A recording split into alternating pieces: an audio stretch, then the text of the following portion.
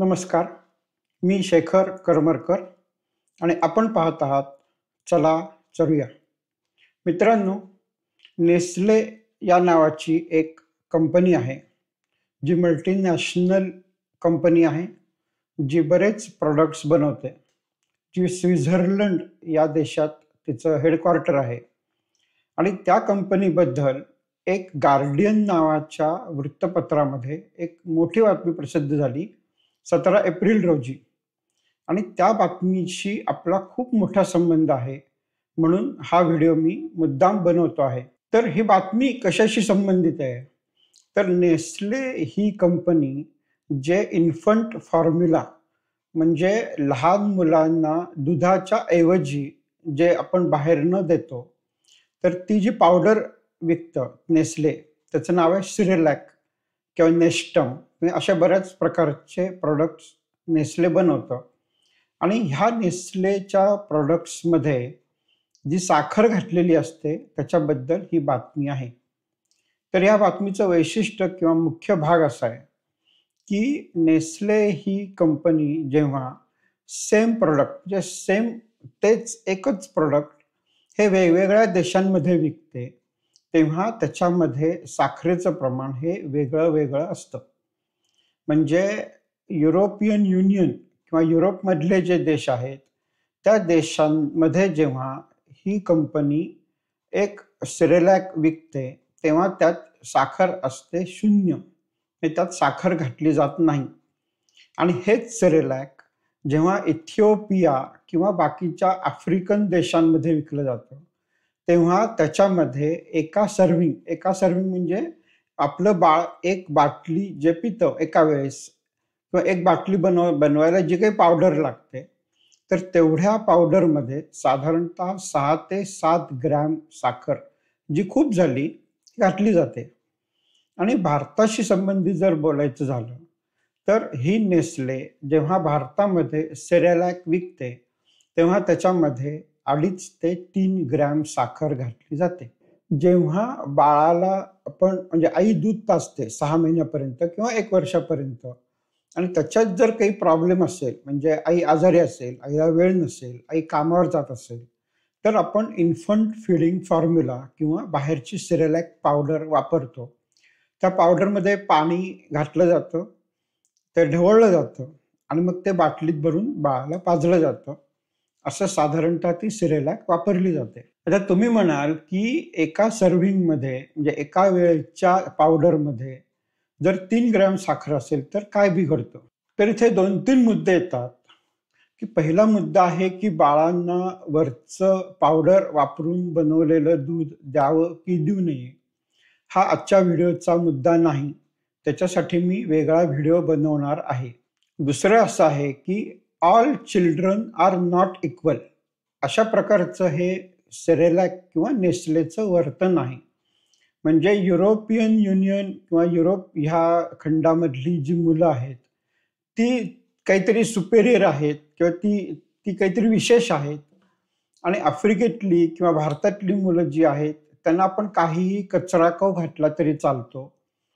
ही जी कंपनीची मनोवृत्ती आहे किंवा हा जो उद्दामपणा आहे, आणि स्पष्ट शब्दात सांगायचं झालं तर हा जो माज किंवा माजोरडेपणा आहे, त्याच्याबद्दल आपण विचार करणं, आपण बोलणं, आपण समजावून घेणं हे फार आवश्यक आहे. आणि तिसरा मुद्दा असा आहे की साखर जेव्हा आपण त्या पावडरमध्ये मिसळली जाते, तेव्हा त्याचे बाळाच्या शरीरावरती, बाळाच्या वाढीवरती आणि बाळाच्या एकंदरीत आरोग्यावरती काय दुष्परिणाम होतात. जागतिक आरोग्य संघटना म्हणजे वर्ल्ड हेल्थ ऑर्गनायझेशन किंवा WHO ही एक मोठी संघटना आहे, जी आरोग्याबद्दल आपल्याला वेळोवेळी मार्गदर्शन करत असते आणि मार्गदर्शक तत्व घालून देते. ह्या मार्गदर्शक तत्वांनुसार WHOचं असं म्हणणं आहे की 2 वर्षापर्यंतच्या मुलांच्या आहारामध्ये साखर ही 0 असावी किंवा नसावी. आणि ह्या मानांकनानुसार जेव्हा नेस्ले युरोपमध्ये सिरेलॅक विकतं, तेव्हा त्यात साखर घालत नाही. परंतु जेव्हा हेच सेरेलॅक आफ्रिकन देशात विकलं जातं तेव्हा त्यात 6 ते 7 ग्रॅम आणि भारतात विकलं जातं तेव्हा त्यात 2.5 ते 3 ग्रॅम साखर मिसळली जाते. आता ही कंपनी असं का करू शकते? तर हा एक एक प्रकारचा कॉलोनियल कॉलोनियल म्हणजे वसाहतवादी वृत्ती ज्याला म्हणतात, की गोरी माणसं ही विशेष आहेत आणि गोऱ्या नसलेल्या माणसांना आपण काही कचरा खाऊ घातला, काहीही कितीही किमतीला विकलं तरी ते घेणार आहेत. ते आपले खिसे भरणार आहेत आणि आपण त्यांच्या आरोग्याकडे, त्यांच्या म्हणजे त्यांच्या चांगलं व्हावं म्हणून काहीही लक्ष द्यायचं कारण नाही.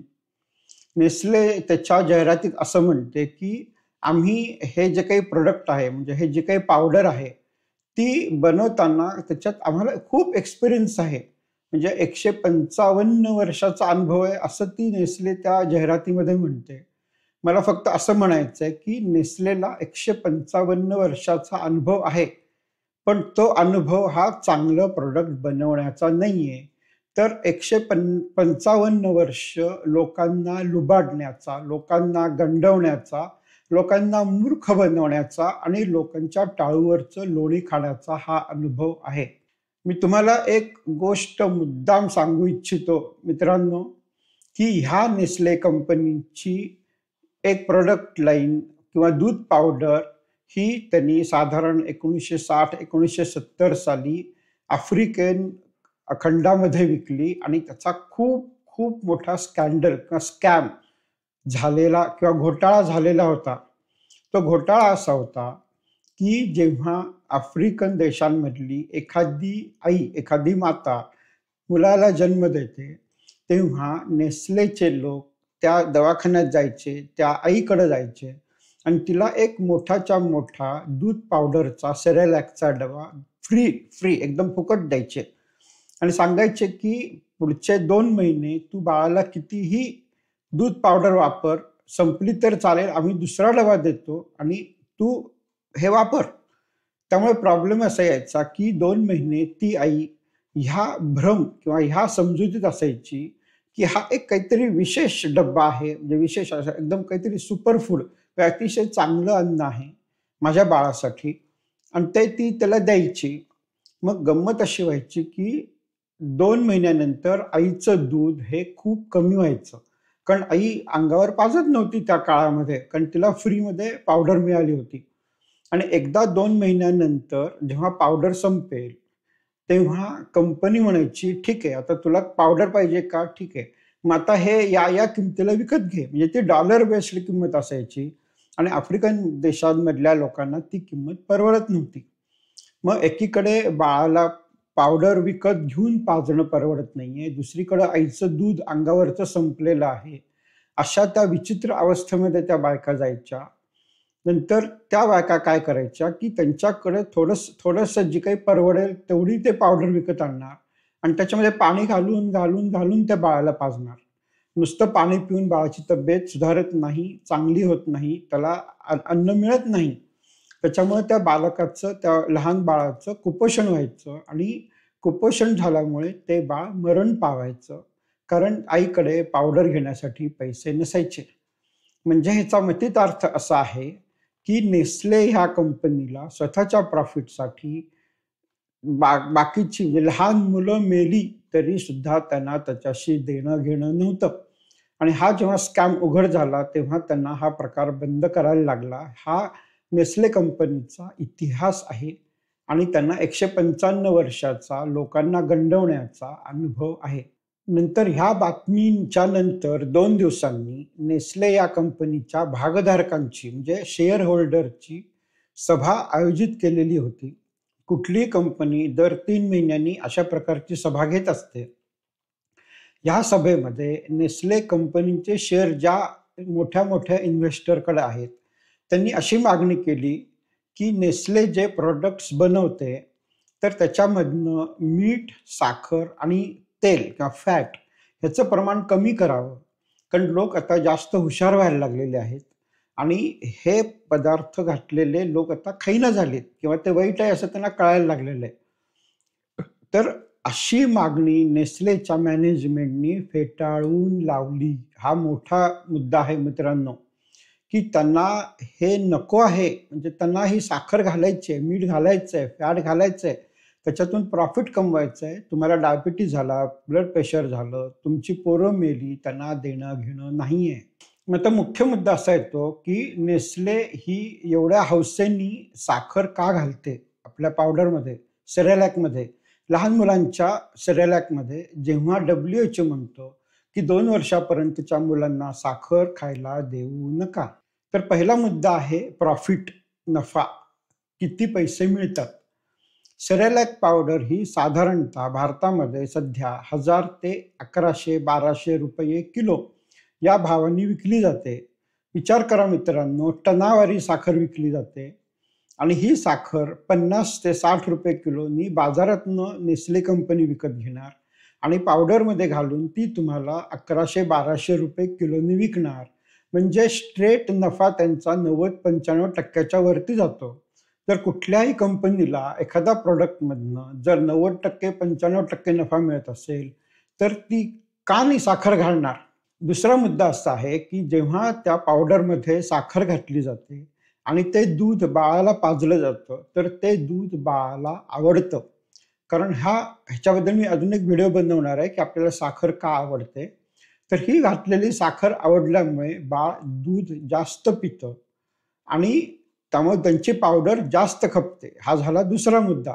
आणि तिसरा आणि सगळा ह्याच्याहून मोठा मुद्दा असा आहे, की साखरेचं ॲडिक्शन होतं. म्हणजे साखर ज्या मुलाला सवय लागते त्या साखरेची, त्याला साखर न घातलेलं जर आपण खायला दिलं, तर ते खात नाही. म्हणजे मग जर तुम्ही सेरेलॅक पावडर देताय, ज्याच्यामध्ये साखर आहे आणि त्याची बाळाला चटक लागली, चटक हा शब्द सगळ्यात योग्य आहे असं या ठिकाणी वापरण्यासाठी. म्हणजे बाळ असं म्हणतं, की मला साखर घातलेलंच दूध प्यायचंय, मला साखर न घातलेलं प्यायचं नाहीये. म्हणजे तुम्ही साखर न घालता दिलं तर ते मान फिरवेल, पिणार नाही. आणि साखर घातली तर मग पुन्हा प्यायला लागेल. आणि त्याच्यामुळे होतं असं, की हे एक प्रकारचं ॲडिक्शन होतं मुलांना. आणि जसं एखादा दारुड्याला दारू सोडवत नाही, तसं ह्या मुलांना साखर सोडवत नाही. आणि एकदा ते ॲडिक्शन झालं, की मग ही पावडर पुन्हा, पुन्हा, पुन्हा, पुन्हा खपत राहते. म्हणजे हे प्रत्येक ठिकाणी, प्रत्येक पायरीवर, प्रत्येक लेव्हलवर, प्रत्येक मार्गाने साखर विकून पैसे कमवायच्या मागे ही कंपनी लागलेली आहे. तर मग मुख्य मुद्दा असा येतो, की जर नेस्ले युरोपमध्ये साखर न घालता विकायला लागतं, तर मग भारतात नेस्ले सेरेलॅकमध्ये साखर का घालू शकते? तर ह्याची 2 पातळीवरती प्रॉब्लेम आहेत आणि दोन्ही पातळीवर आपण सोडवू शकतो. पहिला मुद्दा आहे, की तो सरकारी पातळीवरती त्याच्यावरती कार्यवाही केली पाहिजे. म्हणजे जसं युरोपियन युनियन म्हणतं, की आमच्या देशांमध्ये जे काही तुम्ही विकाल, त्यात साखर घालायची नाही. तसंच भारत सरकार ह्या कंपन्यांना ठणकावून सांगू शकतं, की आमच्या देशामध्ये तुम्ही जे काही विकाल, त्यात लहान मुलांसाठी साखर घातलेली आम्हाला चालणार नाही आणि तुम्ही विकली तर तुमच्या त्या उत्पादनावर आम्ही बंदी घालू. आणि दुसरा मुद्दा येतो तो जनतेच्या पातळीवरती, की आपण समजून घेतलं पाहिजे, की ही प्रॉडक्ट्स कशी बनतात, त्यात काय घातलेलं असतं. ही प्रॉडक्ट विकत न घेता सुद्धा आपल्याला आपल्या घरी काय पदार्थ बनवता येतील, की ज्याच्यामुळे बाळाची वाढ चांगली होईल, बाळाला योग्य पोषण मिळेल आणि तरीसुद्धा या कंपन्यांना आपण पैसे द्यायची गरज राहणार नाही. आणि जर आपण एखादं प्रॉडक्ट विकत घेत असू, तर आपण हे बघितलं पाहिजे, की त्यात साखर घातलेली नाहीये, तरच ते आपण प्रॉडक्ट विकत घेऊ. त्याच्यामुळे सरकारच्या पातळीवरती आणि लोकांच्या पातळीवरती जर आपण बदल घडवून आणले, तर नेस्लेला 2च पर्याय शिल्लक राहतात. एकतर त्यांचं प्रॉडक्ट बंद करणे आणि गाशा गुंडाळणे, जे ते करणार नाहीयेत. कारण त्यांना एवढे प्रचंड जे काही डॉलर्स, बिलियन्स ऑफ डॉलर्स कमवतात, ते त्यांना सोडवायचे नाहीयेत. भारत ही त्यांच्यासाठी खूप मोठी, खूप पैसे असलेली आणि खूप उत्पन्न देणारी बाजारपेठ आहे. त्याच्यामुळे त्यांना नाईलाजाने का होईना साखर बंद करावी लागेल. आणि हे जर आपण हे प्रॉडक्ट घेणं बंद केलं, तरच होणं शक्य आहे. तुम्हाला काय वाटतं? कॉमेंटमध्ये जरूर लिहा. लाईक करा, शेअर करा, सबस्क्राईब करा आणि बघत राहा. धन्यवाद.